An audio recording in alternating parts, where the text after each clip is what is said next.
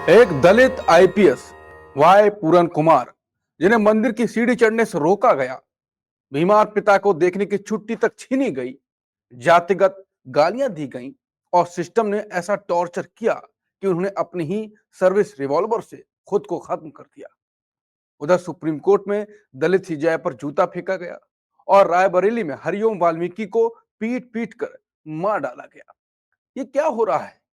मंदिर का दरवाजा बंद, पिता की आखिरी सांस छीनी और संविधान पर हमला। क्या ये मोदी का राम राज है या मनुस्मृति का राज? आज की बहस में हम खोलेंगे तीन दिल दहला देने वाली घटनाओं की सच्चाई। आईपीएस वाई पूरन कुमार की आत्महत्या, सनातन सनातन चिल्लाने वाले शख्स का सीजीआई बीआर गवाई पर जूता फेंकने की कोशिश और रायबरेली में हरिओम की लिंचिंग। इन घटनाओं पर राहुल गांधी कहते हैं ये जाति का जहर इंसानियत को कुचल रहा है।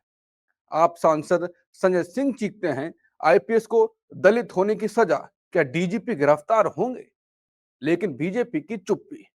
तो सवाल है, क्या मनुवादी सोच संविधान की खत्म ही कर देगी? तो चलिए शुरू करते हैं और समझते हैं देश में ये क्या हो रहा है।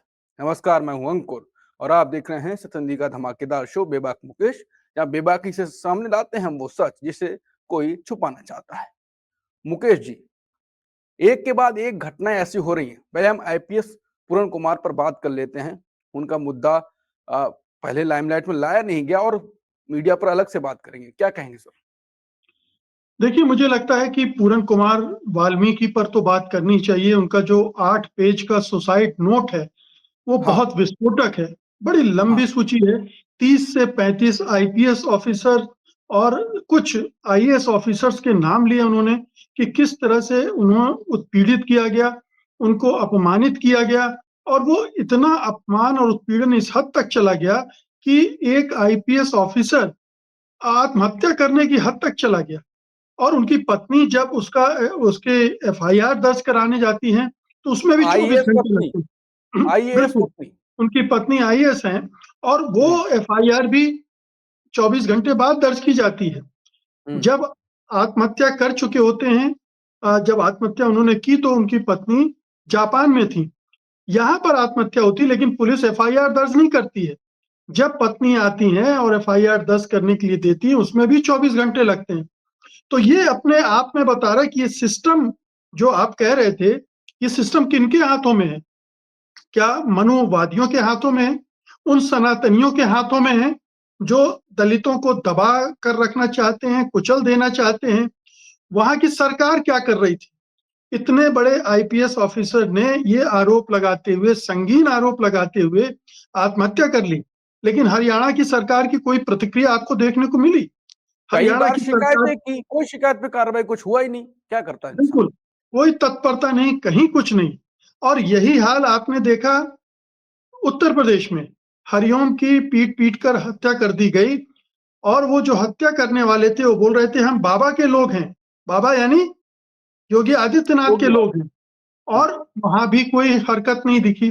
फिर आप देखिए सीजीआई गवाही। गवई पर और उसके बाद केंद्र सरकार की तरफ से कोई कार्रवाई नहीं हुई।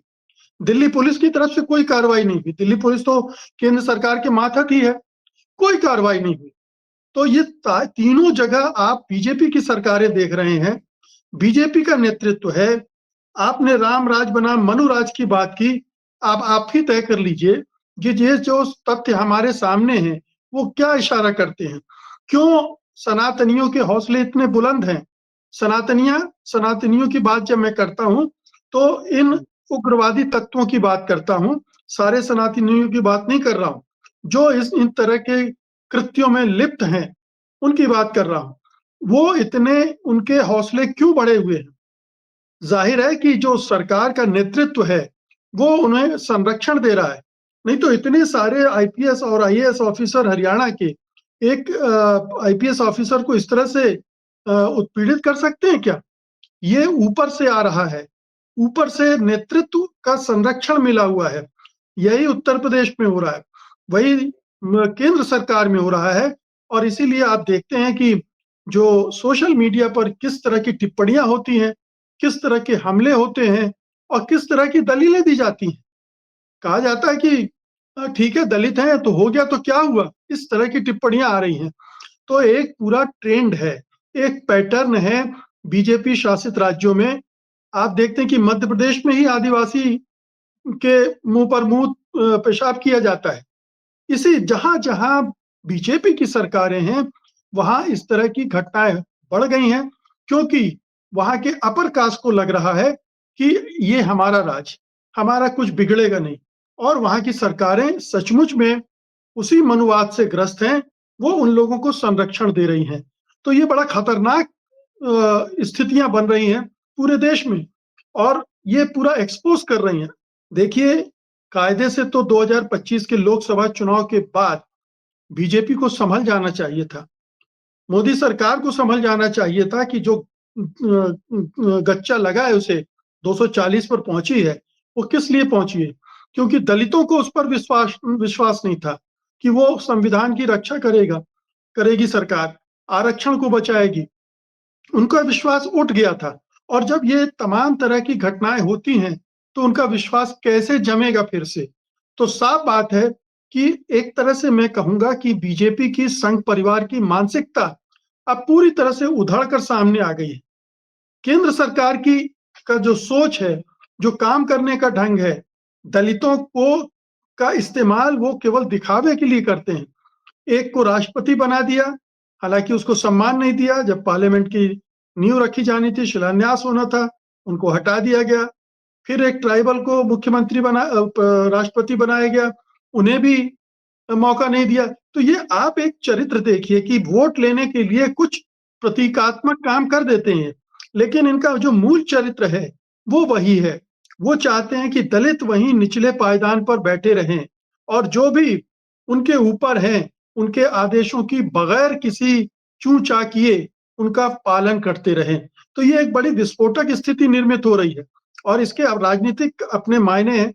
जैसा आपने कहा कि राहुल गांधी ने तीनों को जोड़ दिया, और जुड़ती भी हैं, तीनों जुड़ बिल्कुल। रही हैं, एक पैटर्न बन रहा है। मतलब एक पुलिस ऑफिसर आप सोचिए, जो रक्षा का काम करता है, जो आम लोगों के अधिकारों की रक्षा के लिए पुलिस ऑफिसर बना है, वो अपने अधिकारों की रक्षा नहीं कर पाता और उसे आत्महत्या करनी पड़ती है। एक जस्टिस, चीफ जस्टिस, जो सबको न्याय दिलाना चाहता है, न्याय देने के लिए उसने पूरा जीवन खपा दिया, उसी को न्याय नहीं मिल रहा है। और वो हरिओम बेचारा बेचारा आम आदमी, आम दलित आदमी, उसके बारे में क्या कहा जाए? उसको जिस तरह से पीट-पीट कर मारा है, बहुत ही विभत्स है, बहुत ही भयानक है, डरावना है। ये कौन-सा भारत बन रहा है? ये नया इंडिया है, जिसमें दलितों की ये जगह, दलितों को उनकी जगह दिखाई जा रही है। उन्हें बताया जा रहा है कि आपको, अगर आप उससे हद से बाहर निकलोगे, तो आपके साथ क्या-क्या हो सकता है। और सारा कुछ अब ओपन में है। जो सरकार के समर्थक हैं, सोशल मीडिया में अपनी प्रतिक्रियाओं से दिखा रहे हैं, उनको जिस तरह से संरक्षण दिया जा रहा है, समर्थन दिया जा रहा है सत्तारूढ़ दलों के द्वारा, बीजेपी के द्वारा, वो बता रहा है कि ये सब एक ही थैली के चट्टे-बट्टे हैं, और इन सब का एक ही एजेंडा है, सवर्ण जातियों का वर्चस्व, दलितों, आदिवासियों, पिछड़ों को दबाना। और ये घटनाएँ आई ओपनर मैं नहीं कहूँगा, क्योंकि ये तो लगातार घट रही हैं, और 3000 2500 साल से घट रही हैं। लेकिन ये स्वतंत्र भारत में जहाँ पर एससी एक्ट बनाया गया है, उनके प्रोटेक्शन के लिए, वहाँ भी उसको उसका पालन नहीं हो रहा है।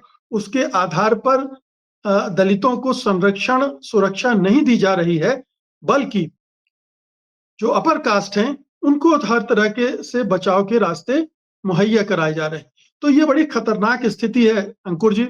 मुझे लगता है कि ये एक बड़ा राजनीतिक बवाल खड़ा करने जा रहा है। इससे एक बहुत ही जो राजनीति, इस खास तौर पे चुनाव के मौसम है, और एक के बाद एक चुनाव है, हर जगह अब ये मसला बनेगा। देखिए कि आम आदमी पार्टी ने किस तरह से इसको उठाया है। कांग्रेस उठा रही है, दूसरे दल भी अब आएँगे। बिहार में ये ऑलरेडी मुद्दा बनने लगा है। तो एक पूरे देशव्यापी एक लहर उठ सकती है, क्षोभ की, आक्रोश की, हम्म। और इसमें किसको नुकसान होगा, किसको फ़ायदा होगा, ये समझा जा सकता है। बिल्कुल। आखिरी सवाल बस, हालांकि जवाब तो आप दे ही चुके हैं, बस शब्द थोड़े दूसरे होंगे। जो पीएम मोदी पिछड़ा एक चोला पहन के ओढ़ के आए थे, शुरुआत में बहुत कुछ कहा था कि मैं पिछड़े समाज से आता हूं, मैं ओबीसी हूं और मैं आपका दर्द समझता हूं, ओबीसी ही सबसे ऊपर पहुंच गया है, तो जोड़ने की काम किया गया था। लेकिन आरएसएस की विचारधारा, मनुवादी विचारधारा उनकी थी। अब जो काम हो रहे हैं, अब इस घटनाक्रम के बाद मोदी पूरे एक्सपोज हो गए हैं, राजनीति एक्सपोज, नतीजा वही होगा जो एक्सपोज होने के बाद होता है। बिल्कुल, ये तो साफ है ना।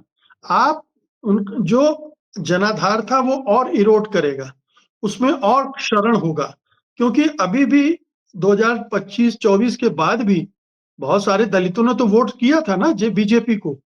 बिल्कुल। पूरे पूरे तो उधर नहीं गए थे। और उधर हम देख रहे हैं कि मायावती किस तरह से बीजेपी की तरफ दलितों को लाने की कोशिश कर रही हैं। मिले सुर हमारा तुम्हारा के अंदाज में बीजेपी की तारीफ कर रही हैं। तो ये जो कोशिश कर रही थी, उस कोशिश का क्या होगा? बहन मायावती की अपनी कोई क्रेडिबिलिटी बचेगी क्या? अगर ऐसे मौकों पर वो खामोश रहती हैं, बीजेपी का साथ देती हैं, तो ठीक है कि कुछ दलितों की निष्ठा मायावती में हो सकती है, लेकिन वो भी बाकी तो चले ही जाएँगे। तो ये इसका नुकसान तो बीजेपी को, प्रधानमंत्री मोदी को, उनकी पूरी पार्टी और संघ परिवार को भुगतना पड़ेगा। लेकिन इसका एक और खतरनाक पहलू है, जिस पर हमको ध्यान देना चाहिए कि ये एक बड़ी जातीय हिंसा और जातीय टकराव को जन्म न दे दे। ये दमन चक्र अब इस आज के ज़माने में नहीं चलने वाला है। 2 ढाई हज़ार साल पहले आपने कर लिया, क्योंकि सारा चीज़, सारा सत्ता तंत्र आपके हाथ में था। ये लोकतंत्र है, इसमें उल्टा पड़ेगा और उल्टा पड़ रहा है। एक पूरा माहौल बन रहा है, ये हम आप देख रहे हैं। बिल्कुल, जो हमने अभी घटनाओं का ज़िक्र किया, जिन पर बात करी, वो केवल खबरें नहीं हैं, वो संविधान पर चोट है। अब बात यही है कि राजनीतिक तौर पर देखें तो बदलाव तो अभी तो राजनीति से ही आएगा। तो राहुल गांधी एक्टिव हैं, विपक्ष एक्टिव है, पीएम मोदी चुप हैं, ट्वीट करके शांत हो जाते हैं, एक ट्वीट करते हैं, खाना-पूर्ति करते हैं। लेकिन तो अगर ये खाना-पूर्ति होगी, तो जो समाज है, जो प्रताड़ित किया जा रहा है, दशकों से, सालों से, हज़ारों सालों से, वो जागा, तो फिर यही होगा कि कोई भागा। नमस्कार। Copyright disclaimer under Section 107 of the Copyright Act 1976. Allowance is made for fair use for purposes such as criticism, comment, news reporting, scholarship, and research. Fair use is a use permitted by copyright statute that might otherwise be infringing.